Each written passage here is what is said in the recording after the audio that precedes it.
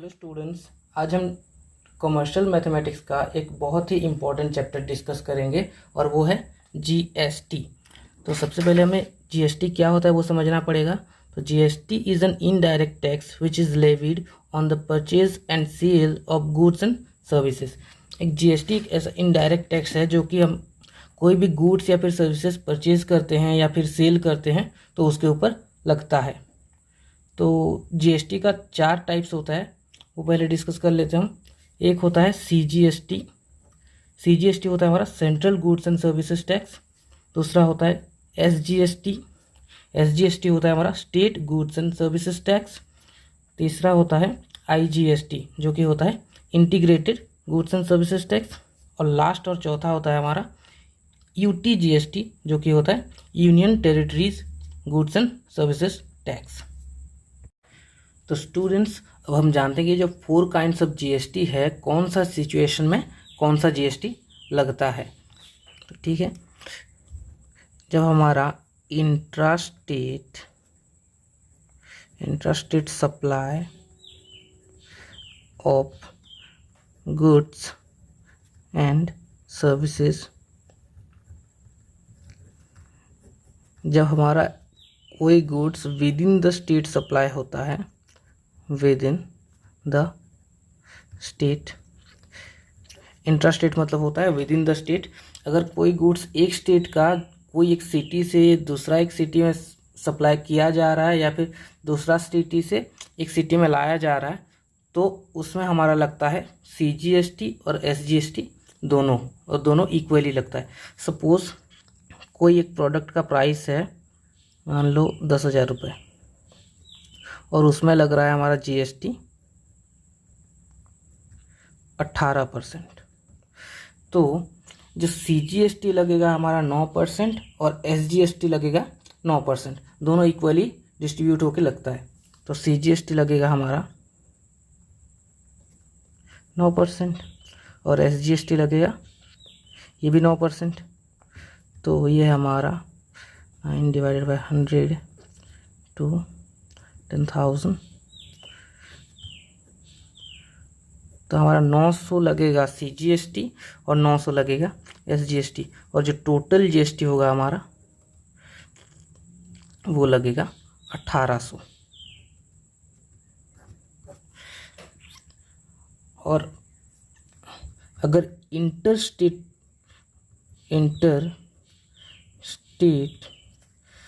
Supply of goods and services हुआ,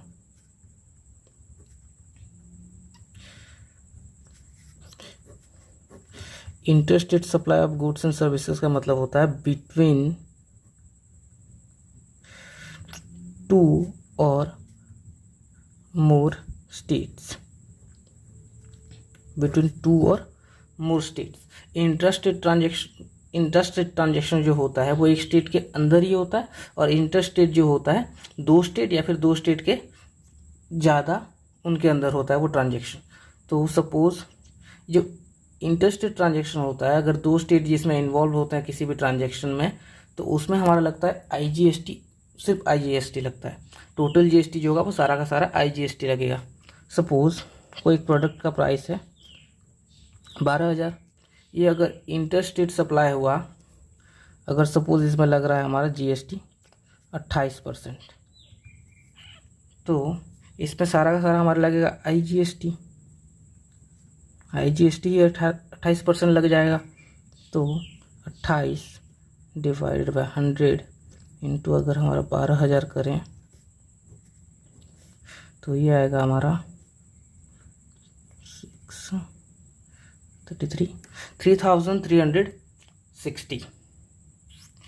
और हमारा जो यूटीजीएसटी होता है वो यूनियन टेरिटरीज़ में अगर कोई गुड्स सप्लाई या मतलब ख़रीदा या बेचा जा रहा है तो उसमें लगता है। For example Jammu and Kashmir, Ladakh, Delhi, Lakshadweep, Puducherry, अगर ये सब सिटीज़ में अगर कोई ट्रांजैक्शन हो रहा है या फिर परचेज या सेल हो रहा है किसी भी गुड्स का या फिर सर्विसेज का, तो वहाँ लगता है हमारा यूटीजीएसटी।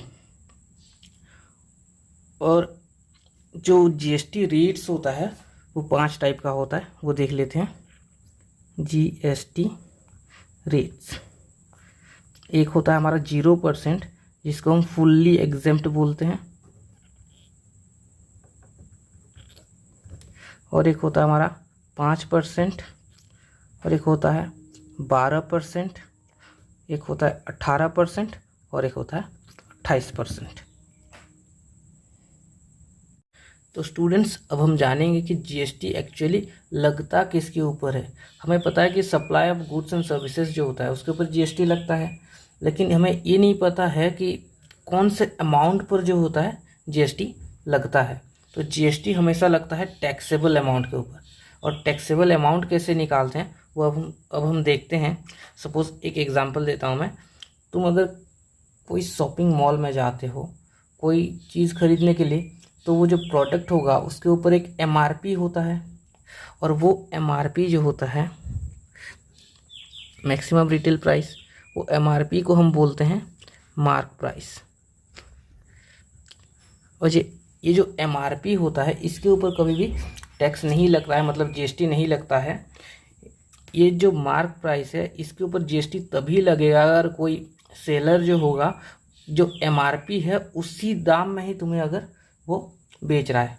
ऐसा ज़्यादातर होता नहीं है कि कोई पूरा जितना एमआरपी है उतना में ही बेचे, उसमें कुछ डिस्काउंट्स होता है, और वो जो एमआरपी से अगर कुछ डिस्काउंट्स हटाने के बाद जो अमाउंट बच जाता है वो होता है हमारा टैक्सेबल अमाउंट। और टैक्सेबल अमाउंट निकालने का फॉर्मूला होता है taxable amount is equal to होता है हमारा mark price into 100 minus discount rate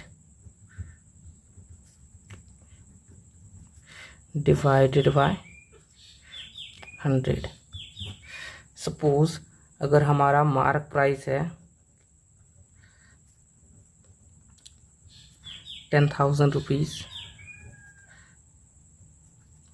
और इसमें हमारा डिस्काउंट लग रहा है 10%, तो हमारा जो टैक्सेबल अमाउंट होगा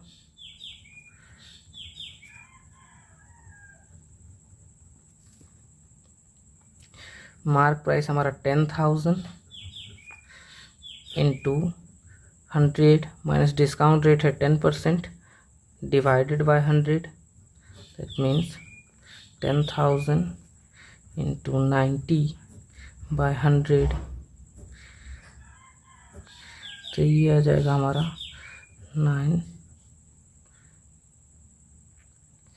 9,000 जो होगा ये हमारा है टैक्सेबल अमाउंट। इसके ऊपर हमारा टैक्स लगेगा। अगर जीएसटी इसमें लगना था, सपोज जीएसटी इस पे लगता अगर हमारा 5%, तो जीएसटी हमारा निकलेगा GST is equal to 5 divided by 100 into 9,000, तो ये होगा 45 450, और हमारा जो बायर होगा उसको पे करना पड़ेगा। बायर हैज़ टू पे टैक्सेबल अमाउंट प्लस जीएसटी, दोनों मिला के होगा हमारा टैक्सेबल अमाउंट था 9,000 प्लस जीएसटी हमारा 450, तो बायर को पे करना पड़ेगा टोटल 9,450।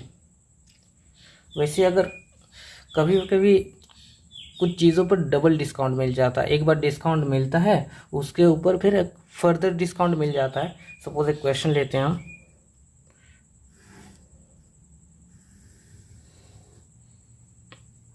अगर कोई प्रोडक्ट का मार्क प्राइस है, सोचो मार्क प्राइस वही ले लेते हम 10,000, उसके ऊपर हमें डिस्काउंट मिला पहले मान लो 10%, फिर फर्दर डिस्काउंट मिला और 10%।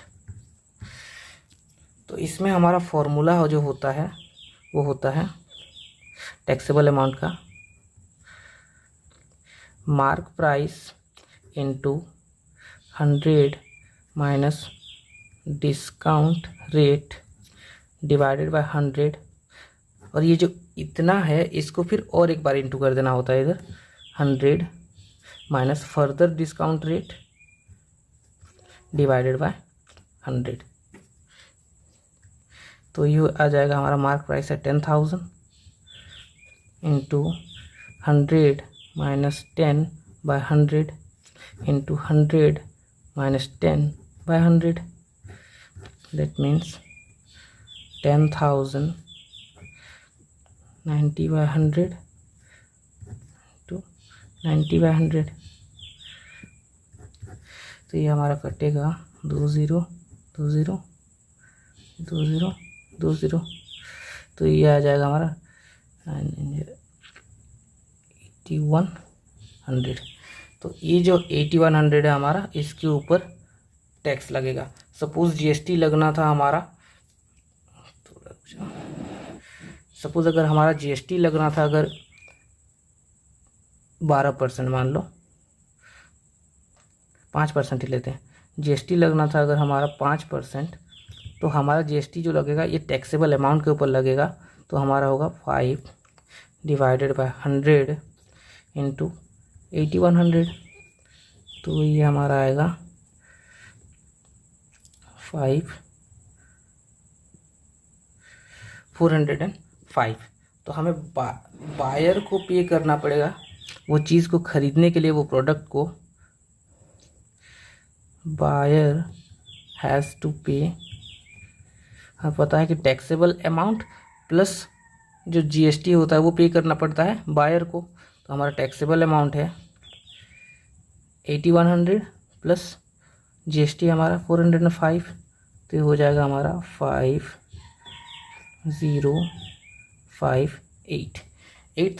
8505।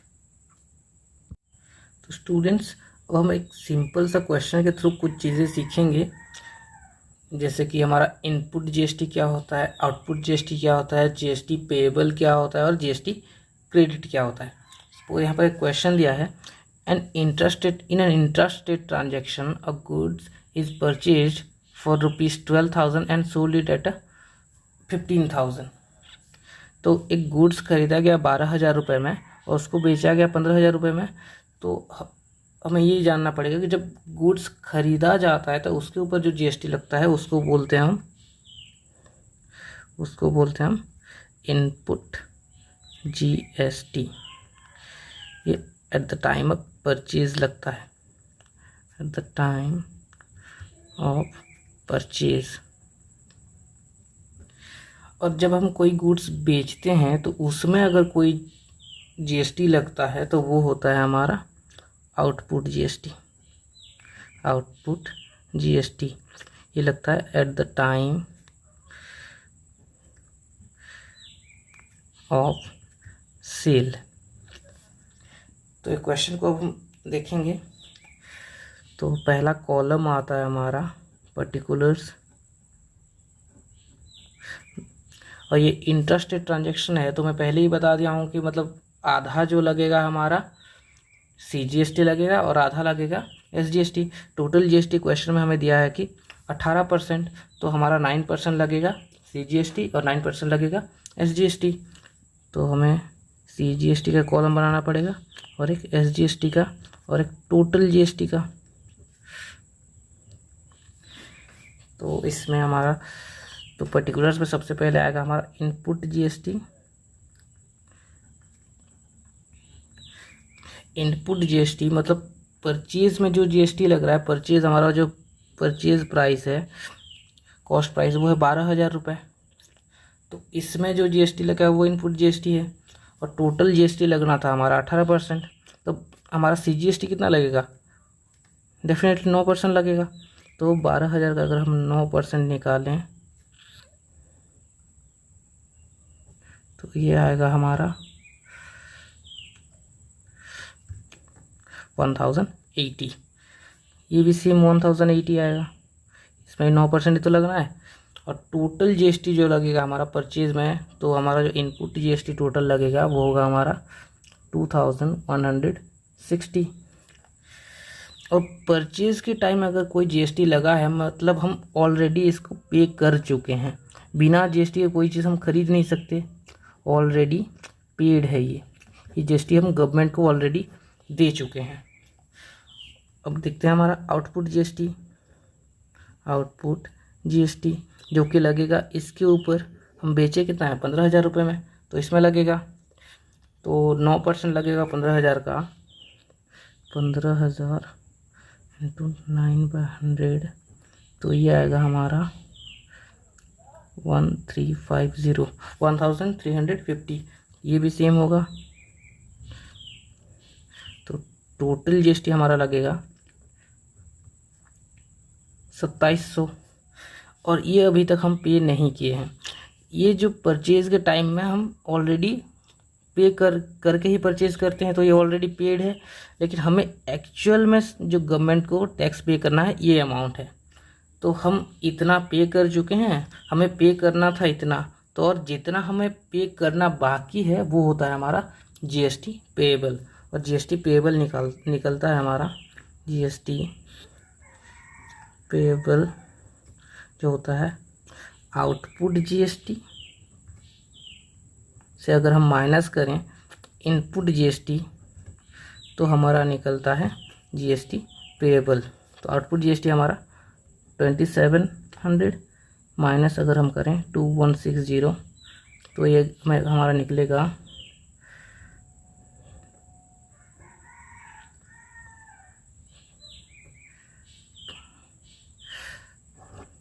540।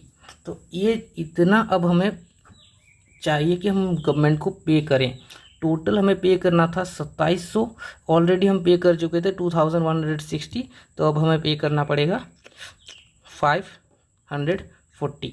और सीजीएसटी पेएबल और एसजीएसटी पेएबल अब सेपरेटली निकाल लेते हैं। सीजीएसटी पेएबल डेफिनेटली इसका आधा ही होगा। सीजीएसटी पेएबल जो होगा हमारा वो निकलेगा आउटपुट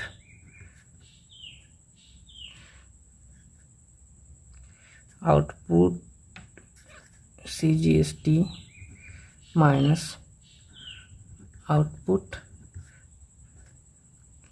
इनपुट सीजीएसटी।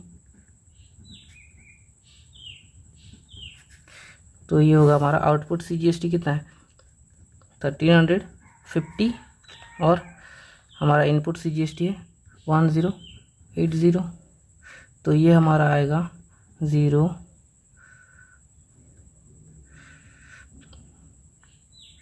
तो ये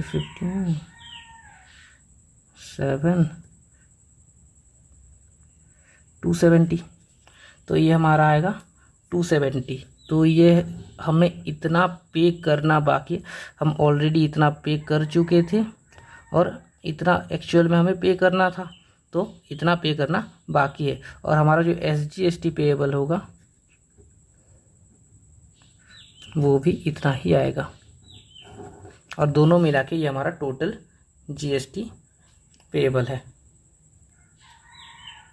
तो स्टूडेंट्स अब हम एक और क्वेश्चन लेते हैं, इसके थ्रू हम जानेंगे कि जीएसटी क्रेडिट क्या होता है। जीएसटी पेएबल हम सीख चुके हैं कि क्या होता है कि जितना अमाउंट हमें और देना होता है गवर्नमेंट को वो होता है हमारा जीएसटी पेएबल। लेकिन जीएसटी क्रेडिट क्या होता है ये क्वेश्चन से हम समझेंगे। क्वेश्चन है in an intrastate transaction a good is purchased for ₹15,000 and sold it at ₹10,000। तो पहले ही बता चुका हूँ मैं, परचेज में जो लगता है वो होता है हमारा इनपुट जीएसटी और सेल में लगता है आउटपुट जीएसटी। ये हमारा परचेज प्राइस है और ये हमारा सेल प्राइस है। तो कॉलम लिख लेते हैं हम पहले, पर्टिकुलर्स आता है हमारा, फिर ये इंट्रास्टेट ट्रांजेक्शन है मतलब हमारा सीजीएसटी और एसजीएसटी दोनों लगेगा। हमारा टोटल जीएसटी दिया 28%, तो हमारा सीजीएसटी लगेगा 14% और एसजीएसटी लगेगा 14%। सीजीएसटी ये हमारा एसजीएसटी और ये हमारा टोटल जीएसटी। पर्टिकुलर्स पे सबसे पहले हम निकालेंगे इनपुट जीएसटी। इनपुट जीएसटी, तो इनपुट जीएसटी हमारा लगता है परचेज़ में, तो हमारा ये है 15,000 परचेज़ प्राइस है, तो इसमें हम 14% लगाएंगे।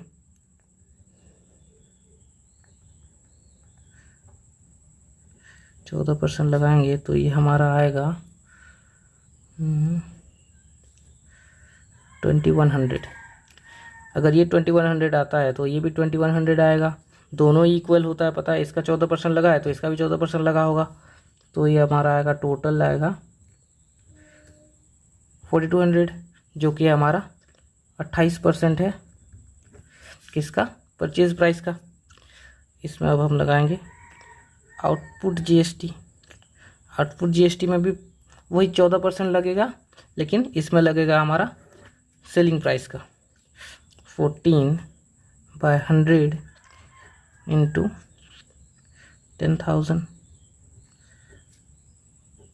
तो ये इसमें लगेगा हमारा, ये आएगा 1400 और ये भी आएगा 1400, टोटल जीएसटी है 2800।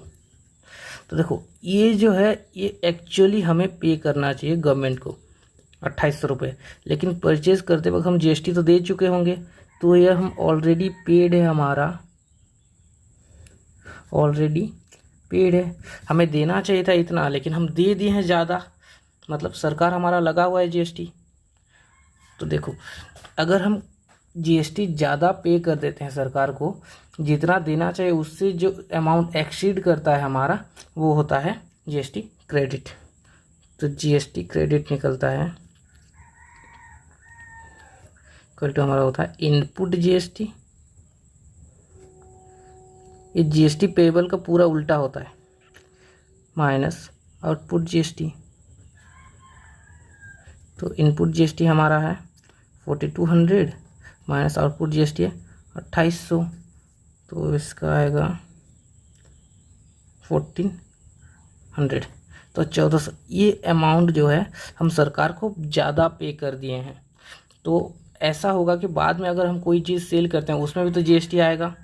तो अगर सपोज़ कोई चीज़ बाद में हम सेल किए, उसमें हमें आया जीएसटी सपोज़ 2000 का, तो पहले हम 1400 रुपये ज़्यादा पे कर चुके थे गवर्नमेंट को, तो अब हम उसमें से 1400 रुपये एडजस्ट करके अब हम पे करेंगे, ये 1400 एडजस्ट कर देंगे और अब हम पे करेंगे सिर्फ 600 रुपये। ऐसे एडजस्ट होता है हमारा जीएसटी क्रेडिट। वैसे ही जीएसटी क्रेडिट हम सीजीएसटी का और एसजीएसटी का सेपरेटली निकाल देते हैं। एसजीएसटी क्रेडिट, तो इसमें आएगा हमारा इनपुट एसजीएसटी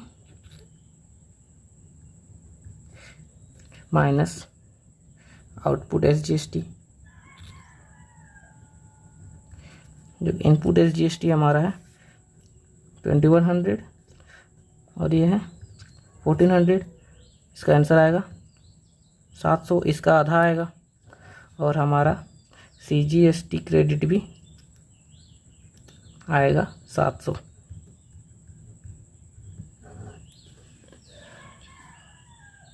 स्टूडेंट्स अब हम एक आखिरी क्वेश्चन सॉल्व करते हैं, उसके बाद हम वीडियो एंड करेंगे। तो एक क्वेश्चन है, a shopkeeper buys a jacket from wholesaler at 10% discount on mark price which was 15,000 and sold it to a customer on that mark price, then find how much amount is to be paid by the customer। तो customer को कितना amount पे करना पड़ेगा। तो customer कितना rupees में वो खरीद रहा है, उसको कॉस्ट पड़ रहा है वो प्रोडक्ट का, वो है 15,000 रुपये, क्योंकि उसको मार्क प्राइस में ही बेच दिया जा रहा है, उसको कोई डिस्काउंट नहीं मिल रहा।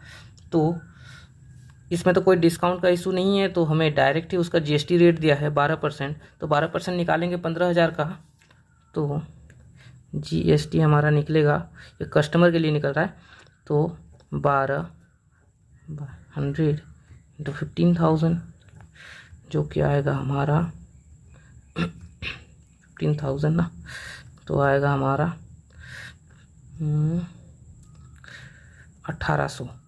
तो ये जो है वो जीएसटी है, जीएसटी पे करना पड़ेगा इतना कस्टमर को। और टोटल वो जैकेट को खरीदने के लिए total amount to be paid by the customer जो होगा हमारा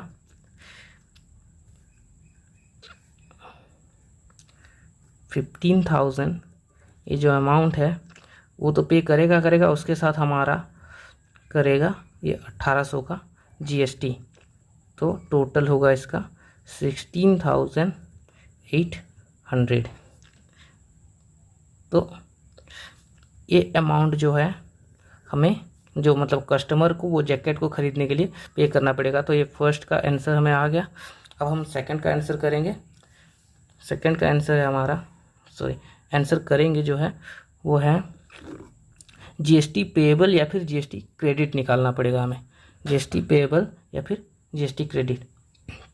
तो इससे मतलब GST पेएबल या फिर GST क्रेडिट निकालने से पहले हमें जानना पड़ेगा इनपुट GST क्या है और आउटपुट GST क्या है, जो कि मैं बता चुका हूँ। इनपुट GST लगता है हमारा जो परचेज प्राइस होता है। तो परचेज प्राइस क्या है? A shopkeeper buys a jacket from wholesaler at 10% discount on mark price, जो कि है 15,000। तो सबसे पहले हमें निकालना पड़ेगा टैक्सेबल अमाउंट।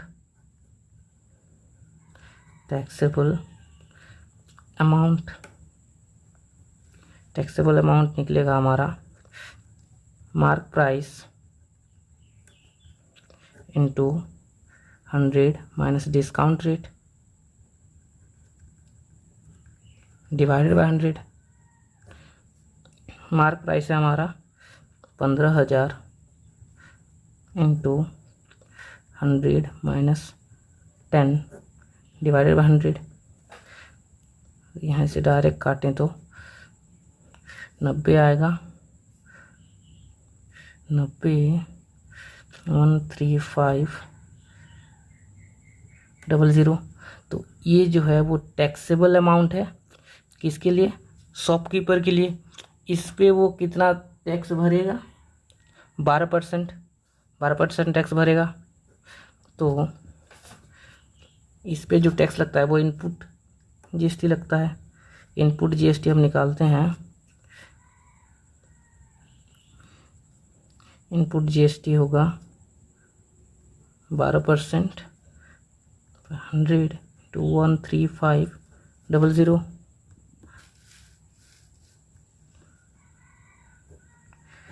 तो ये आएगा हमारा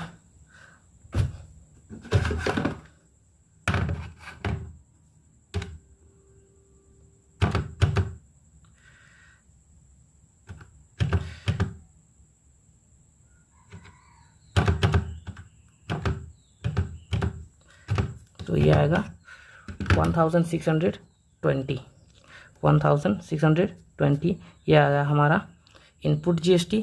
और अब हमें निकालना है आउटपुट GST, तभी जाके हम GST पेएबल या फिर GST क्रेडिट निकाल सकते हैं। आउटपुट GST निकलता है हमारा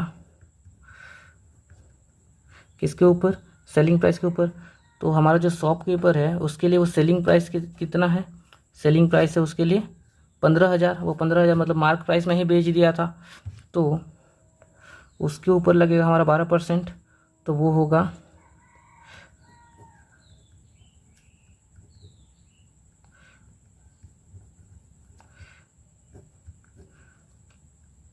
तो पहले ही कैलकुलेट कर चुके थे। इसका आंसर आता है हमारा 1800। तो ये हो गया हमारा आउटपुट GST और ये हो गया इनपुट GST। मतलब एक्चुअली इतना हमें गवर्नमेंट को पे करना था और इतना हम पे कर चुके हैं।